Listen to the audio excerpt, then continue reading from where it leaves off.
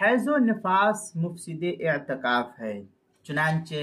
حائضہ عورت بحالت ناپاکی اعتکاف نہیں کر سکتی ہے،